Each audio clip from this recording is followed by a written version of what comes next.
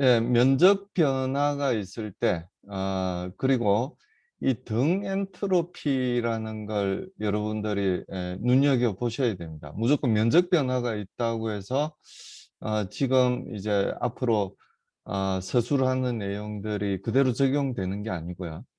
등 엔트로피일 때, 엔트로피가 즉 변하지 않을 때의 유동을 이야기하고 있습니다. 우리가 앞서 그 등 엔트로피 유동에 대해서 여러 가지 이야기를 했었죠. 뭐 덴시티의 변화라든지 아니면 뭐 프레셔의 변화라든지 그런 내용들을 이야기를 했었습니다. 자, 이런 그 확대되는 노즐에 대해서 일단 우리가 생각을 합니다. 확대되는 노즐에 대해서 생각을 하게 되고요. 그럼 우리가 지금까지 알고 있던 상식은 어떠냐면 이 면적이 넓어짐에 따라서 프레셔는 증가를 하게 되고요. 이 속도는 이제 감소를 하게 된다는 게 우리가 갖고 있던 상식이에요. 근데 사실은 그렇지 않다는 이야기를 지금 9.4절에서 이야기하려고 그러는 거거든요. 그래서 먼저 우리가 하던 방법대로 이렇게 컨트롤 볼륨을 이렇게 잡게 됩니다. 이 점선으로 표시된 부분이 이제 컨트롤 볼륨이에요. 그래서 이 컨트롤 볼륨으로 들어오는 유동이 갖고 있는 물성치, 그리고 컨트롤 볼륨을 빠져나가는 물성치는 약간의 이제 변화가 있을 거란 이야기죠. 들어오는 유동에 비해서 유체 덩어리에 비해서 약간의 변화가 있을 거라는 이야기입니다. 그 약간의 변화들을 전부 DA 혹은 DT 뭐 이런 식으로 표현을 한 내용이 되겠어요. 그래서 주로 우리가 살펴볼 내용이 뭐냐면 이렇게 요 경우는 이제 확대 노즐이니까요. DA가 플러스잖아요. DA가 플러스입니다. DA가 플러스가 될 때 DP가 플러스가 된다고 우리는 생각을 하고 있었어요. 그러니까 프레셔가 증가를 한다고 우리가 알고 있었는데요. 그게 과연 이 컴프레서블 플로우에서도 적용이 되는지 그걸 이제 체크하려는 거예요. 그래서 우리가 하던 방법대로 이 컨트롤 볼륨에 대해서 세 가지 보존식을 이제 적용을 할 겁니다. 그 첫 번째가 이 질량 보존을 나타내는 연속 방정식, 그리고 운동량 보존을 나타내는 운동량 방정식, 그리고 어, 세 가지 보존식이 아니네. 하나는 음속의 정의식. 이렇게 세 개를 가지고 이 DA가 양수가 될 때 DP가 과연 양수가 될지 음수가 될지에 대해서 이야기를 하려는 거예요. 우리 상식은 일단 DP가 양수입니다. 왜 그게 그렇게 생각했는지도 이제 보여드릴 거예요. 자, 그래서 먼저 이 질량 보존을 나타내는 이 연속 방정식을 살펴보면 이 컨트롤 볼륨의 왼쪽, 즉 들어오는 쪽에서의 유량과 요게 유량을 나타내죠. 요 1번 면에서의 유량과 2번 면에서의 유량이 똑같다는 게 질량 보존식입니다. 그래서 연속 방정식이죠. 그래서 1번 쪽, 즉 입구 쪽에서 들어오는 유량은 간단하죠. 로 곱하기 V 곱하기 A로 이제 표현을 할 수 있고요. 마이너스는 이 컨트롤 볼륨으로 들어오는 놈들을 우리가 마이너스로 표현했다는 걸 여러분이 기억하고 계실 겁니다. 그리고 나가는 쪽은 전부 이 DA, DT, DV 이런 식으로 변화량이 더해져 있어요. 그래서 그 변화량들, 로는 로 플러스 D로가 될 거고, 속도 V는 V 곱하기 DV가 되겠죠. 그리고 면적은 A 플러스 DA가 될 겁니다. 그래서 지난 시간에 이제 말씀드린 대로 요 항들을 모두 전개를 하고 이 아주 작은 양인 D가 붙어 있는 값들이 2개 이상 곱해져 있는 값들은 전부 무시를 하게 돼요. 그래서 오른쪽에 빨간색으로 표시되어 있는 요 부분들은 전부 무시를 하는 양들입니다. 그리고 요 큰 양들 세 개가 곱해져 있는 값은 입구에서 들어오는 양하고 똑같죠. 그래서 요 양도 역시 서로 캔슬이 돼서 없어지게 됩니다. 그럼 이제 결국 요 세 항만이 남게 되고요. 요 세 항만이 남게 되고 양변에 로 곱하기 V 곱하기 A로서 양변을 나눠주게 되면 요식을 이제 얻을 수가 있게 됩니다. 우리가 뭘 살펴보려고 그러냐면은 이 DA가 양수일 때, 확대 노즐이니까 DA가 양수죠. 면적이 증가하니까요. DA가 양수일 때 앞서 말씀드린 대로 프레셔가 증가할지 아니면 감소할지에 대해서 이야기를 하려고 그래요. 그래서 요 density, 요 항은 결국 프레셔에 대한 항으로 바꿔줘야 되고요. 이 velocity에 대한 항도 역시 마찬가지로 프레셔에 대한 항으로 바꿔주게 됩니다. 운동량 보존식을 살펴보면 역시 마찬가지죠. 스테디 스테이트라고 보면 이 들어오는 운동량하고 나가는 운동량의 결국은 차이예요. 들어오는 운동량은 마이너스 부호를 붙이죠. 그리고 나가는 운동량은 플러스 부호이기 때문에 두 운동량의 차이가 됩니다. 그 운동량의 차이는 무엇으로부터 기인을 하게 되냐면은 힘으로부터 기인을 하는 거죠. 힘 때문에 운동량이 변하게 되는 거예요. 만약에 힘이 가해지지 않는다면 운동량은 변하지 않겠죠. 변하지 않습니다. 그래서 이 시그마 F라고 하는 힘이 가해진다면 운동량의 변화가 요만큼 생길 거라는 이야기가 바로 요 수식이 의미하는 겁니다. 그래서 여러분께 여러 번 이제 말씀을 드렸지만 이 식을 식 자체로 수학으로 받아들이면 우리가 수학자겠죠. 수학자입니다. 근데 이 식이 갖고 있는 물리적인 의미를 여러분들이 파악하셔야만 자랑스러운 공학자라고 이야기를 할 수가 있겠죠. 그래서 들어오는 운동량은 요 D가 붙지 않는 물성치들로 구성되어 있죠. 그래서 로 곱하기 V 곱하기 A 곱하기 V로 표시가 되게 되고요. 나가는 운동량들은 이 로와 V와 DS를 인테그랄 하면 이제 면적이 되니까요. 면적에 대해서 전부 변화량들이 더해져 있는 값이 되기 때문에. 그래서 로는 로 플러스 D로가 되고 V들은 V 더하기 DV가 되겠죠. 그리고 면적은 A 더하기 DA로 이제 표시가 되게 됩니다. 근데 요걸 네 항을 다 전개할 필요는 없어요. 왜냐하면은 우리가 앞서 연속 방정식을 봤을 때 이 로 곱하기 V 곱하기 A하고 뭐하고 같을 수밖에 없냐면은 요 세 항의 곱과 똑같을 수밖에 없죠. 질량 보존의 법칙입니다, 그게. 질량이 갑자기 요 벽면에서 튀어나온다든지 아니면은 어, 핵융합 반응을 일으켜서 요 속에서 질량이 생겨난다든지 그런 일이 생기지 않는다면은 들어간 유량과 질량 유량과 나가는 질량 유량이 같을 수밖에 없어요.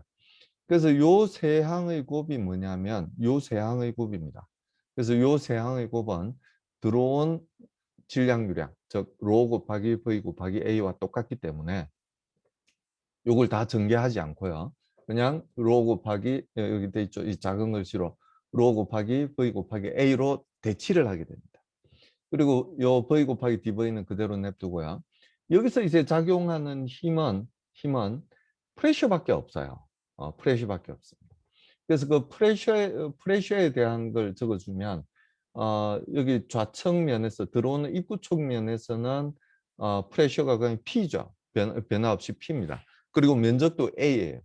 그리고 빠져나가는 쪽의 프레셔는 P가 아니라 P 더하기 DP가 되죠. 그래서 P 더하기 DP가 되고요. 방향은 프레셔는 항상 그 컨트롤 볼륨의 수직한 면으로 작용을 하죠. 그래서 오른쪽에서 왼쪽으로 작용을 하게 됩니다. 그래서 마이너스 부호가 붙게 되는 거예요. 면적은 A 더하기 DA죠. 면적도 이제 변화가 생기니까요. A 더하기 DA가 됩니다. 그리고 요 두 면에서도 프레셔에 대한 힘을 받게 됩니다. 그래서 그 프레셔가 이제 P 더하기 2분의 1 DP가 되고 요 면에서 DP만큼 변했으니까요. 요 면 전체에서의 평균 압력은 P 더하기 2분의 DP가 된다는 거 이해하시겠죠? 어. 요 점에서는 P가 될 거고요. 요 점에서는 P 더하기 DP가 될 거고요. 그래서 요 면에서의 평균 압력은 P 더하기 2분의 DP가 되게 됩니다. 그래서 작용하는 면적은 요 윗면에서 2분의 DA만큼이 작용하고요. 요 아랫면에서도 2분의 DA가 작용을 해서 전체적으로는 DA라는 면적의 이 평균 압력 P 더하기 2분의 DP가 작용을 하게 되는 거죠.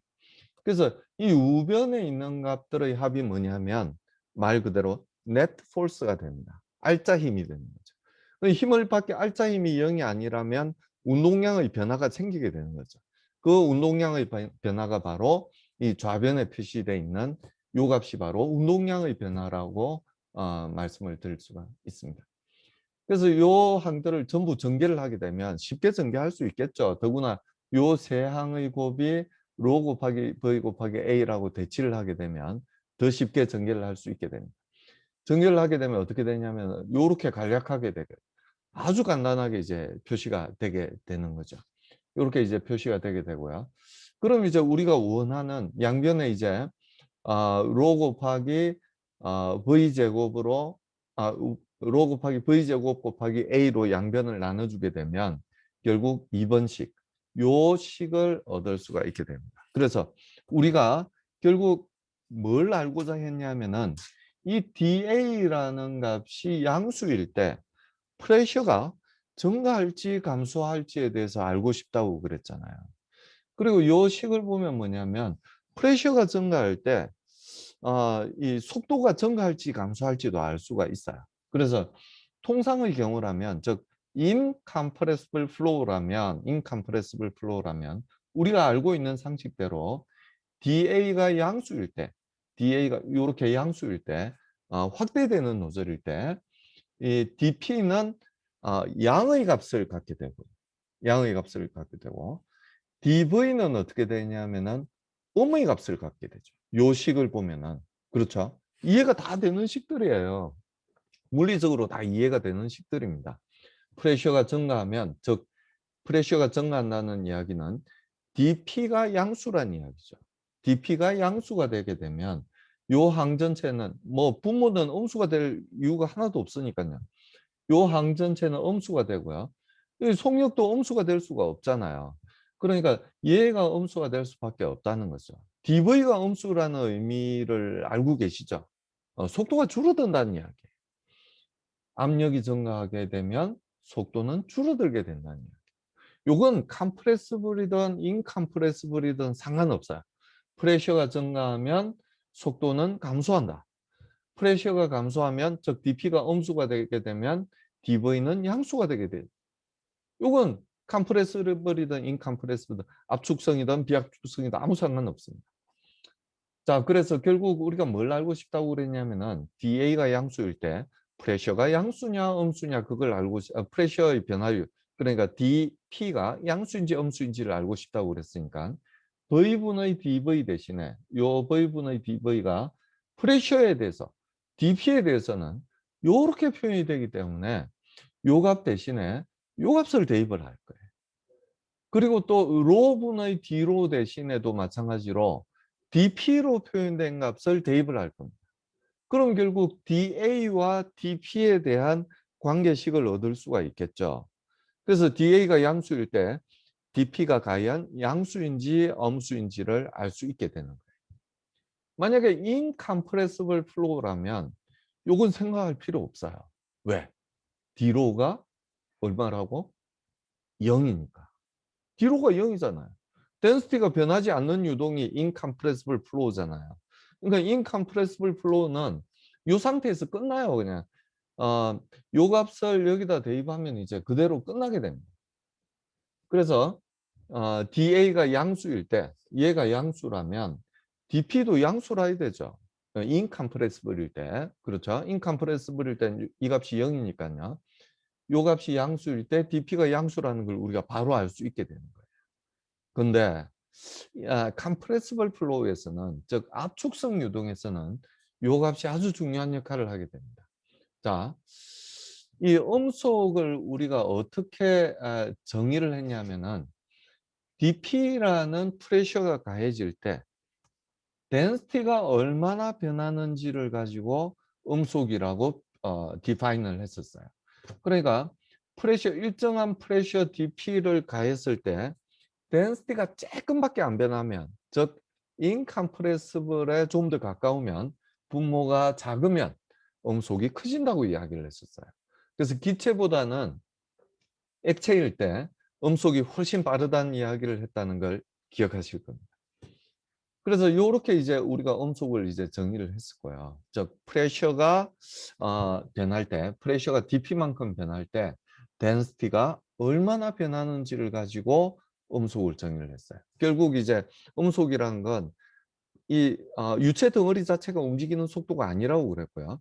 이 교란이 움직인 상태, 즉 D로가 어떻게 전파되는지에 대한 그 속도를 음속이라고 우리가 디파인을 했기 때문에 수식으로는 이제 요렇게 적을 수 있는 거죠. 알파의 제곱이 D로 분의 DP다. 이렇게 적을 수가 있게 되는 거죠. 그래서 요 값 자체가 10% 미만일 때, 즉 알파로 봐서는 0.3 이하일 때는 한 오더만큼 작게 이제 변하는 거니까 우리가 그때는 인컴프레시블이라고 볼 수 있다고 이야기를 했었고요. 자, 그래서 요 식에서부터 벌써 우리가 뭘 알고 있냐면은 이 D로, 즉 density의 변화와 dp 사이의 변화를 우리가 알고 있는 거예요. 알고 있는 겁니다.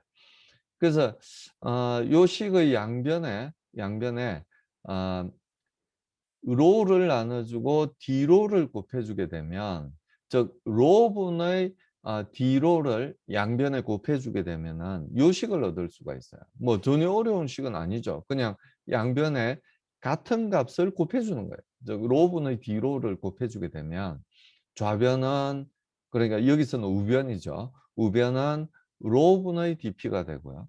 우변은 알파 제곱밖에, 좌변은 알파 제곱밖에 없었으니까 여기 로분의 D로가 그냥 곱해지게 되는 거죠. 이렇게 곱해지게 됩니다. 자, 우리가 앞에서 뭘 DP로 표현하고 싶다고 그랬냐면은 요 값 D로를 DP로 표현하고 싶다고 그랬잖아요. 그래서 음속의 정의식으로부터 이 D로를 DP로 이제 표현을 할 수가 있게 된 거예요. 즉 로분의 D로 대신에 요 값 로 곱하기 알파 제곱분의 DP를 대입을 할 수가 있게 된다는 이야기죠.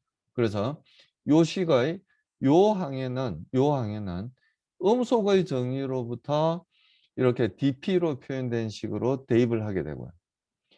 요 값 대신에는 운동량 보존식으로부터 이 속도의 변화를 프레셔의 변화로 표현한 식을 적용을 하게 됩니다. 그래서 요 값 대신에 요걸 대입하고 요 값 대신에 요걸 대입하게 되면 요 식을 얻을 수가 있어요. 뭐 조금 복잡했을 수는 있지만 전혀 어려운 식은 아니라는 걸 여러분께서 이해하시리라고 생각을 합니다. 요렇게 정의가 되게 됩니다. 그래서 결국은 이제 우리가 얻고자 하는 식을 얻었어요. 그러니까 이 DA가 양수냐 음수냐에 따라서 지금은 확대 노즐이니까 DA가 definitely 양수죠. DA가 양수일 때 DP가 음수일지 양수일지를 우리가 판단하고자 하는 거죠. 그래서 이 DA는 좌변에 두고요. DP가 있는 값들은 전부 우변으로 넘기면 이런 식을 얻을 수가 있게 됩니다.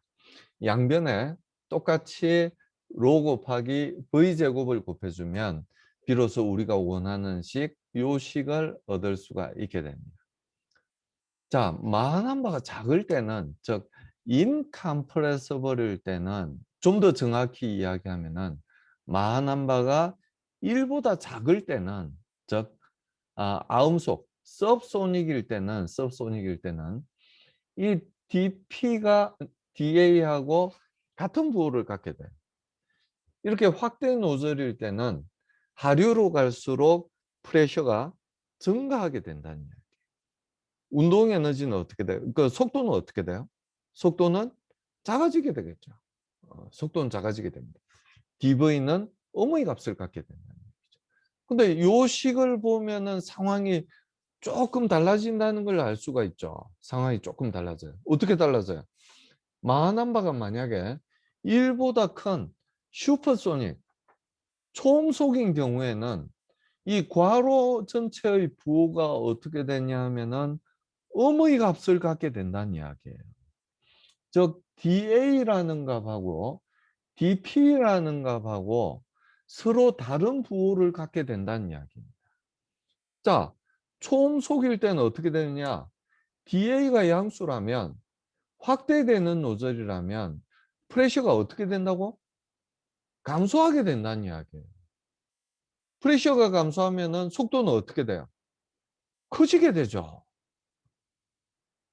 초음속일 때는 확대 노즐일 때 속도가 커지게 된다는 이야기예요. 우리가 알고 있는 상식하고는 완전히 다르죠. 뭐 때문에 달라지는 거예요? 요 세 항 중에서 어떤 항 때문에 달라지는 거예요? 로분의 D로 때문에 달라지는 거예요. 로분의 D로. 결국 로분의 D로에서 어떤 값이 나왔냐면은 요 값이 나왔잖아요. 음속에 대한 식이 나왔잖아요. 음속에 대한 식. 그게 결국은 여기 들어가는 거고 요 항이 결국 마하남바의 제곱으로 표현이 되는 거잖아요. 마하남바의 제곱이 1보다 크냐 작냐에 따라서 이 DA와 DP 사이의 부호관계가 달라지게 된다는 이야기입니다. 아음속일 때는, 즉 마하남바가 1보다 작을 때는 우리가 생각하는 상식에 벗어나지 않아요. 그냥 이 괄호 안의 부호가 양수이기 때문에 DA가 증가하게 되면 DP가 DA가 양수죠. A가 증가하면 DA가 양수이면 DP도 양수가 되고 DA가 음수라면 DP가 음수가 돼서 DV는 양수가 되게 됩니다. 그래서 축소되는 노즐에서는 속도가 증가하게 되는 거죠. 자, 초음속에서는 그럼 어떻게 이야기할 수 있어요? 확대되는 노즐에서는 속도가 증가하게 되고 축소되는 노즐에서는 속도가 감소하게 된다는 이야기예요. 놀라운 사실 아니에요? 그래서 그걸 이제 정리해 놓은 게 바로 요 표입니다. 요 표. 그래서 요 표를 보시면 이제 마남바가 1보다 작을 때, 그러니까 요 위에 두 개인데요. 요게 이제 아음속일 때예요. 아음속. 마남바가 1보다 작을 때, 음속이 안 됐을 때, 음속이 안 됐을 때는 면적이 증가하게 되면 프레셔가 증가하게 되고 속도는 감소하게 된다는 이야기. 우리 상식하고 똑같은 이야기. 면적이 감소하게 되면 축소 노즐이 되게 되면 프레셔가 감소하게 되고 속도가 증가하게 된다는 이야기예요. 그렇죠? 우리가 알고 있는 상식입니다. 근데 마하남바가 1보다 클 때는 그 상식이 통하지 않아요. 요 항 때문에. 즉, 이 음속의 정의식, 요 항 때문에, 로분의 뒤로 이 항 때문에 달라지게 되는 거예요. 1보다 클 때는 면적이 증가하게 되면 압력은 감소하게 돼요. 그리고 속도는 반대로 증가하게 되죠. 속도는 증가하게 되죠. DP하고 DV의 부호는 반대예요. 그리고 반대로 면적이 줄어드는 축소 노즐에서는 우리가 생각할 때는 속도가 증가해야 될 것 같은데 그렇지 않다는 이야기예요. 프레셔가 증가하고 속도는 감소하게 된다는 이야기. 자, 요걸 이제 그림으로 한번 다시 보면 이렇게 되는 거죠. 이게 이제 확대 노즐, 우리가 금방 살펴봤던 확대 노즐이에요. 그리고 아래쪽에 보이는 게 축소 노즐이에요. 어떤 게 속도가 증가하는 노즐인가요? 우리 상식으로는, 즉 인컴프레시블에서는 요게 속도가 증가하는 노즐이에요. 아래쪽에 있는 게. 근데 이제 그게 그렇지 않다는 걸 우리는 비로소 알았어요. 자, 봅시다. 차근차근. 확대하는 노즐에서는 DA가 양수죠. 하류로 갈수록 면적이 증가하니까요. DA가 양수입니다.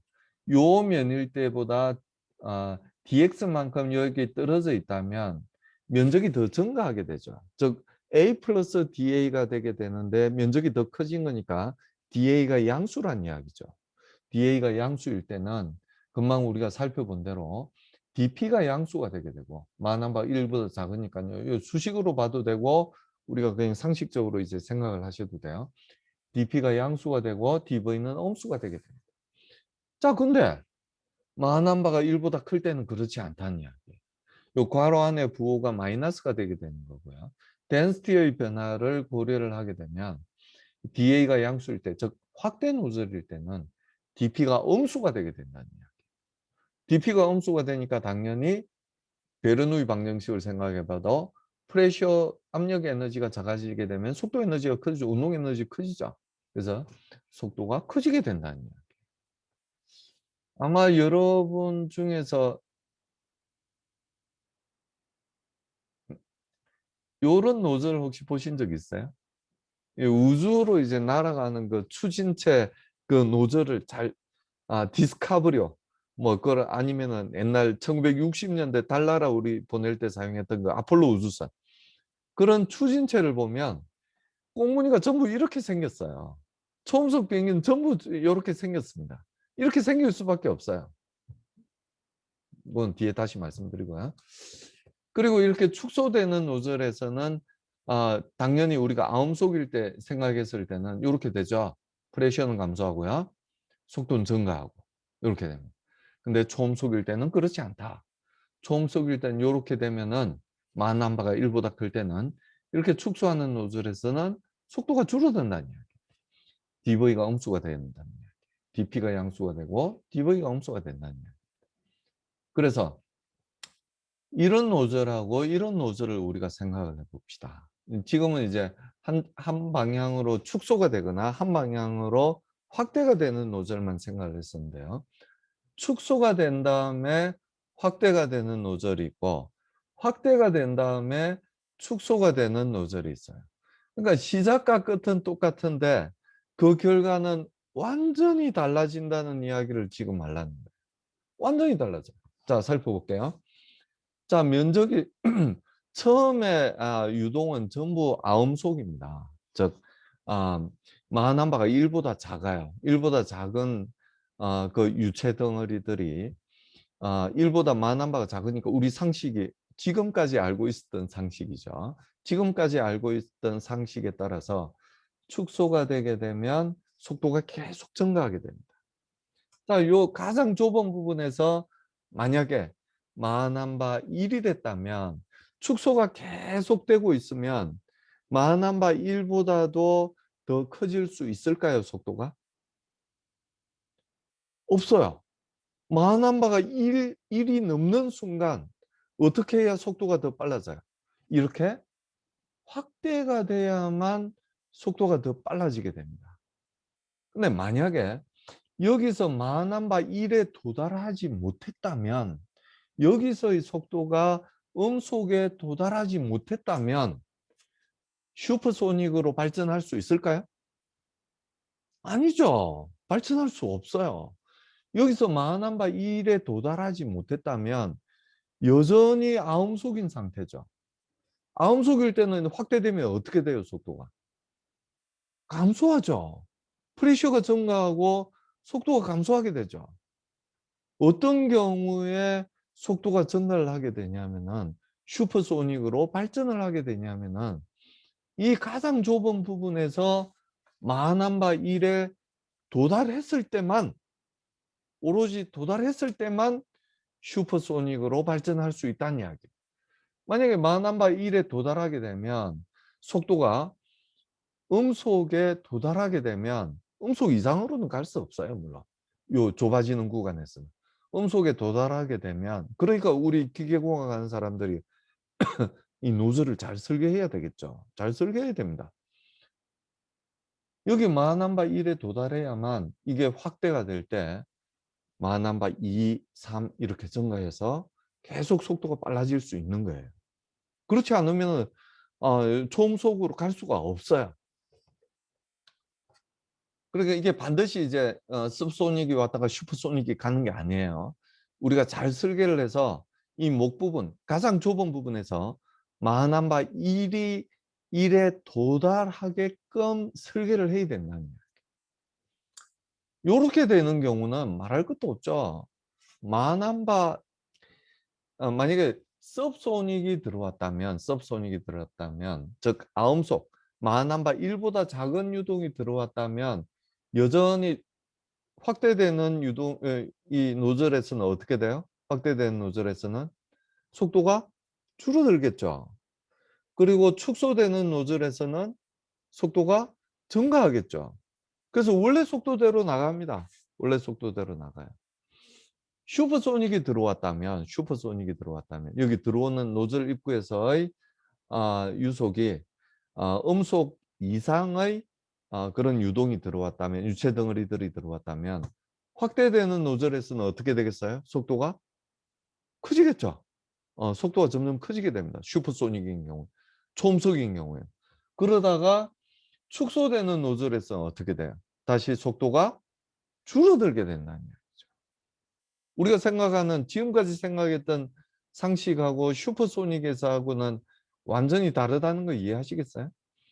그래서 요런 노즐에서는 만한바 1보다 작은 아음속인 경우에는 여전히 아음속인 상태, 똑같은 상태로 나가게 되고요. 슈퍼소닉인 경우에는 여전히 슈퍼소닉인 상태로 나가게 됩니다. 뭐 실제로는 조금 다른 현상도 이제 생기게 되지만 일단은 그렇습니다. 그런 변화가 있게 되는 거죠. 자, 그래서 이 완전 또 수식을 보려니까 이제 이 물리적인 내용을 할 때는 이해가 싹싹 돼서 이제 좋은데 수학적인 내용을 볼 때는 또 정신을 바짝 차려야 됩니다. 수식은 틀리면 전혀 다른 결과가 나오니까요. 그리고 요 수식을 보고 또 우리가 물리적으로 이해를 해야 되는 숙제가 또 있기 때문에 요 부분들을 한번 또 살펴보기로 하겠습니다. 우리가 레퍼런스 밸류 두 개를 잡는다고 그랬잖아요. 그 중에 하나가 뭐냐면은 스태그네이션이 됐을 때의 상태. 그러니까 이 유체 덩어리가 압력 에너지도 갖고 있고 그러니까 압력 에너지도 갖고 있고 내부 에너지도 갖고 있고 그리고 운동 에너지도 갖고 있는데 압력 에너지하고 내부 에너지의 합을 우리가 뭐라고 이야기했었어요? 엔탈피라고 이야기를 했었죠. 엔탈피라고 이야기를 했었습니다. 그래서 엔탈피도 갖고 있고 운동 에너지도 갖고 있는데 이 엔탈피가 최대가 될 때는 언제가 엔탈피가 최대가 그러니까 온도가 최대가 될 때는 언제 온도가 최대가 되냐면은 스태그네이션이 됐을 때, 즉 운동 에너지가 에너지의 합은 일정한데 운동 에너지가 0이 됐을 때 이 엔탈피는 최대값을 갖는다고 이야기를 했었습니다. 그 상태를 우리가 이 동그라미를 붙어 있는 상태, not을 붙인 서브스크립트로 제로를 붙인 상태는 전부 운동 에너지가 0인 상태예요. 스태그네이션이 됐을 때의 상태라고 이야기를 할 수가 있습니다. 그리고 슈퍼스크립트로 에스테리카를 붙인 이 상태는 어떤 상태라고 이야기를 했었어요? 음속에 도달했을 때. 음속에 도달했을 때의 상태를 이 전부 에스테리카를 붙여서 이야기를 했었습니다. 그래서 요 항이 나타내는 게 뭐냐 하면은 질량유량이에요. 그러니까 이 입구에서의 질량유량입니다. 입구에서의 질량유량. 그러니까 이 슈퍼소닉으로 가기 위해서는 요 목 부분에서 면적이 가장 좁은 부분에서 음속에 도달해야 된다고 이야기를 했잖아요. 그러니까 요 부분에서의 상태량들은 전부 이렇게 에스테리카를 붙인 값들이 요 부분에서의 상태량들이에요.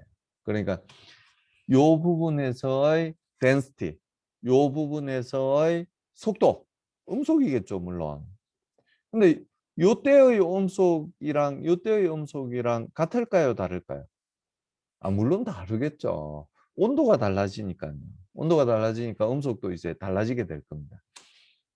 요 상태에서의 속도, 그리고 요 상태에서의 면적을 전부 에스테리카로 이렇게 붙인 것들이에요. 자, 역시 마찬가지로 요 덴시티의 변화나 벨라시티의 변화나 프레셔의 변화나 이런 변화, 온도의 변화나 이런 값들을 전부 이 면적 변화에 대해서 우리가 나타내려고 그러는 거예요. 면적 변화에 대해서. 말이 잘못됐네.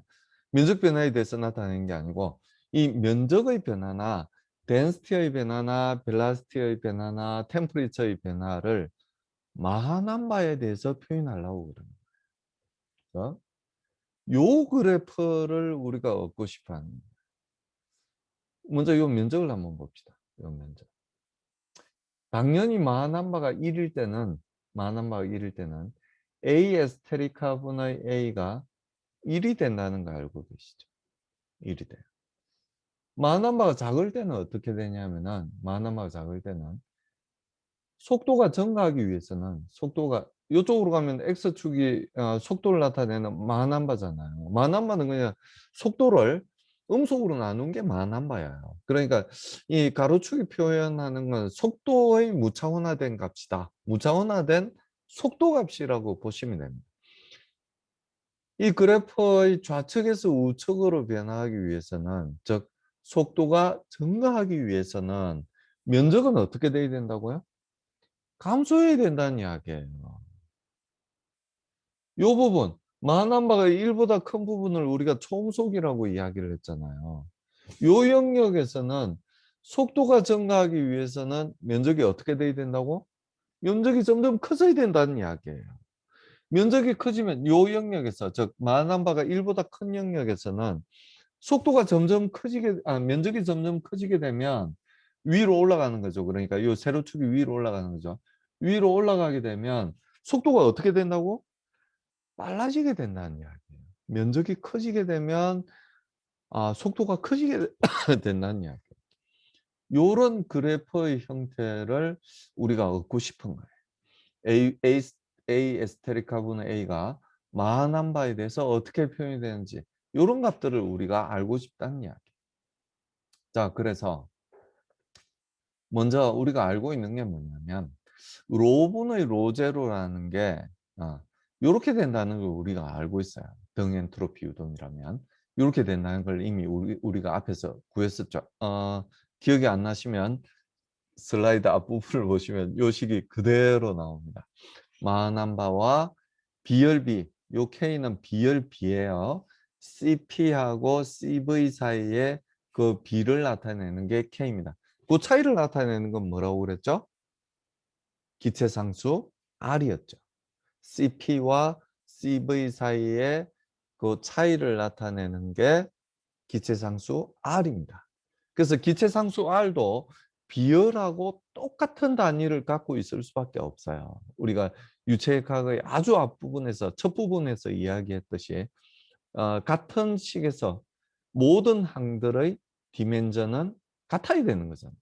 어, 그러니까 속도하고 질량하고 더하는 건 아무 의미를 갖지 못해요. 물리적인 의미를 갖지 못해요.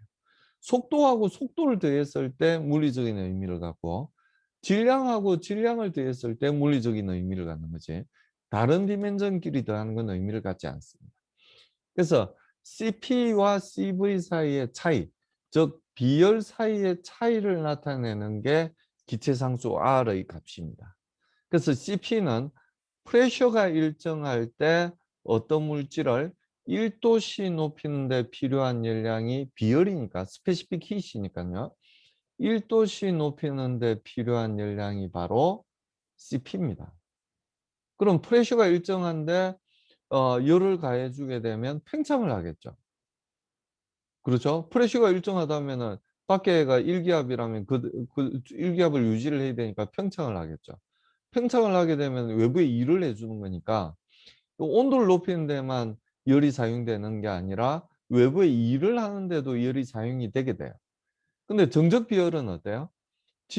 부피가 일정한 상태이기 때문에 외부에 일을 해줄 수가 없어요. 가해준 열량은 오로지 뭐 하는데 사용될 수밖에 없냐면은 온도를 높이는 데밖에 사용이 안 돼요. 그래서 CV보다 CP가 반드시 클 수밖에 없고요. 그 외부에 해주는 일의 상수가 뭐냐면 바로 기체 상수 R입니다. 그래서 PV 이꼴 RT가 되는 거죠. 온도 변화에 비례를 해서 1도 높이는 데 필요한 그 열량을 줬을 때 P 곱하기 V, 즉 외부에 일을 얼마나 했느냐, 그 상수가 되는 게 바로 기체 상수 R이라는 얘기죠. 제가 판스를 하면서 하면 훨씬 쉽게 이해하실 텐데, 그 대신 이제 되풀이해서 여러분이 보시면 또 이해하실 수 있으리라고 생각이 됩니다.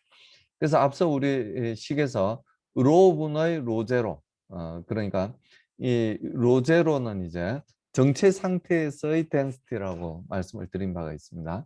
그걸 마하남바와 K, 즉 비열비로서 이렇게 표현을 했었죠. 그래서 이 로분의 D로는 결국 이렇게 쓸 수 있어요. 분모 분자에 로제로를 곱해주게 되면 이렇게 쓸 수가 있고요. 우리가 앞서 살펴본 대로 로분의 로 에스테리카, 로브의 로 에스테리카는 이렇게 K와 마하 남바에 대해서 표현을 할 수가 있습니다. 이 마하 남바는 영어로는 마크 남바입니다.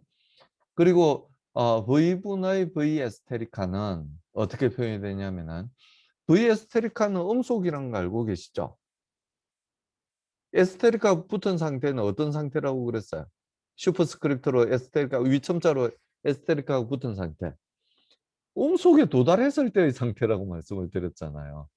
음속에 도달했을 때의 속도니까 당연히 음속이겠죠. 그래서 루터 KRT 에스테리카라고 표현을 할 수가 있게 됩니다. 그러니까 요때에서의 온도가 아니죠. 음속에 도달했을 때의 온도가 들어가게 돼요.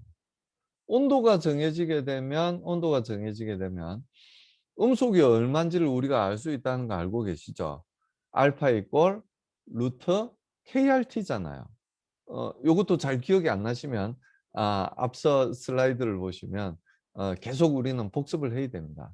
인간의 기억력에는 한계가 있기 때문에요. 계속 복습을 해야 됩니다. 그래서 요 식은 V분의 V 에스테리카는 V분의 루트 KRT 에스테리카로 표현을 할 수가 있고요.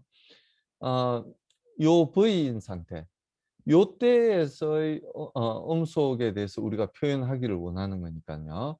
요때에서의 음속으로 표현하기 위해서 분모 분자 역시 마찬가지로 T T0를 이제 루트 T0를 곱해주게 되면 루트 T를 곱해주게 되면 그리고 T0를 또 곱해주게 되면 그러니까 루트 T 곱하기 T0를 곱해주게 되면 즉 요렇게 했단 이야기예요. 요렇게 해주게 되면 결국 V분의 V 에스테리카는 역시 K와 마하남바로서 K와 마하남바의 펑션으로서 이렇게 표현을 할 수가 있게 된다는 이야기예요.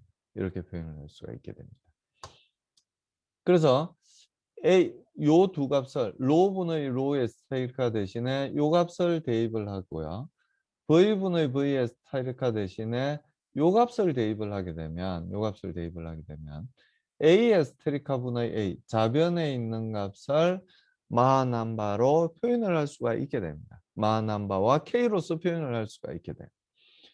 사실 이 컴프레시블 플로우에서 대부분이 아니라 다지 다루는 유체가 뭐냐면 공기예요. 그래서 공기에 대한 값이 굉장히 중요한데요. 컴프레시블 플로우에서는. 공기의 K 값인 1.4를 대입을 하게 되면 A 에스테리카 분의 A는 요런 값을 구할 수가 있게 됩니다. 요런 값을 구할 수가 있게 돼요. 그래서 그걸 이제 플러스를 해보면 요렇게 되는 거예요. 그리고 우리가 앞서 살펴봤던 P분의 P0나 로분의 로0나 T분의 T0는 전부 이런 값. 그러니까 속도가 증가함에 따라서 프레셔는 어떻게 된다고요? 요 전체 값이 속도가 증가함에 따라서 P분의 P0가 점점 커지는 거니까 P는 점점 어떻게 되는 거예요? P는 점점 작아지게 된다는 거죠. 분모가 점점 그러니까 P0는 요렇게 유동이 진행함에 따라서 P는 계속 바뀌겠죠. 프레셔는. P0는 바뀌나요? 바뀌지 않죠. P0는 이 유체 덩어리가 어떤 상태에 도달했을 때의 프레셔라고 이야기를 했냐면 스태그네이션이 됐을 때, 즉 유체 덩어리들이 정지했을 때의 프레셔가 P0라고 이야기를 했기 때문에 P0는 말하자면 전체 에너지를 프레셔로 표현한 값하고 똑같다고 이야기를 할 수가 있어요. 그래서 변하지 않는 값입니다. 요 유동상에서 변하지 않는 값이에요. 그래서 이 P0는 변하지 않고요. P가 점점 어떻게 된다는 걸 의미하냐면은 점점 작아지게 된다는 걸 의미합니다. 속도가 점점 증가함에 따라서 프레셔가 점점 작아지게 된다는 걸 의미합니다. 거꾸로 가는 경우는 없어요. 이렇게 면적처럼 거꾸로 가는 경우는 없어요. 점점 작아지게 된다는 이야기. 덴시티도. 덴시티도 역시 속도가 점점 증가함에 따라서 로분의 로제로가 계속 커지게 되는 거죠. 가로축의 왼쪽에서 오른쪽으로 감에 따라서 이 선상을 따라가는 거니까요. 세로축의 값도 점점 커지게 된다는 이야기. 세로축의 값이 점점 커지려면 이 분모, 로는 점점 어떻게 돼야 되는 거예요? 점점 작아져야 되는 거죠. 점점 작아져야 됩니다. 그래서 속도가 증가함에 따라서 로가 점점 작아진다는 걸 알 수 있어요. 초음속이든 아음속이든 마찬가지입니다. 템퍼리처도 마찬가지예요. 요 점선인데요. 속도가 점점 증가함에 따라서 즉 운동 에너지가 점점 커짐에 따라서 내부 에너지가 점점 어떻게 되느냐, 즉 온도가 점점 어떻게 되느냐 하면 온도가 점점 낮아지게 된다는 얘기입니다. 온도가 점점 낮아지게 된다. 프레셔는 점점 어떻게 된다는 이야기. 프레셔가 점점 작아지게 된다는 이야기. 온도가 점점 작아지게 된다. 이 가로축의 좌측에서 우측으로 진행이 됨에 따라서 즉 유체 덩어리가 속도가 계속 커짐에 따라서 프레셔는 점점 작아지게 되고 덴시티는 점점 작아지게 되고 온도도 점점 낮아지게 된다는 거예요. 면적은 어떻게 돼야만 이렇게 될 수 있느냐 하면은 아음속일 때는 면적이 점점 작아져야 되는 거고요. 초음속일 때는 면적이 점점 커져야만 속도가 커질 수 있다는 이야기. 이해하시겠죠? 혹시 이해 안 되시는 부분이 있으면 질문을 해주시길 부탁드리겠습니다. 그래서 우리가 알고 있는 노즐이에요. 여러분들은 모르셨을 수도 있는데요. 노즐은 그러니까 초음속을 만들어내는 노즐은 다 이렇게 생겼어요. 음속에 도달할 때까지는 축소 노즐의 형태를 띠고 있고요. 음속에 도달하고 나서는 확대 노즐이 돼야만 속도가 계속 증가를 하게 됩니다. 즉 마흔한 바가 점점 커지게 된다는 얘기죠. 그래서 요 선이 음속을 나타내는 속도를 나타내는 그래프입니다. 그래서 요 점에 도달할 때는 이 속도가 마흔한 바 1까지 도달을 하게 돼요. 초음속까지 음속까지 도달을 하게 되고 이 가장 좁은 부분을 통과하고 나서 면적이 넓어지게 되면 이렇게 초음속 영역으로 이렇게 진행을 하게 된다는 이야기. 템플이 그러면은 이제 좌측에서 우측으로 갈수록 이 상황은 점점 속도가 증가하는 상황이에요. 그러니까 마흔한 바가 1에 도달하지 않았으면 속도가 다시 작아지게 된다는 걸 이해하시겠죠. 속도가 점점 작아지게 되고 압력은 다시 커지게 되겠죠. 압력은 다시 커지게 됩니다.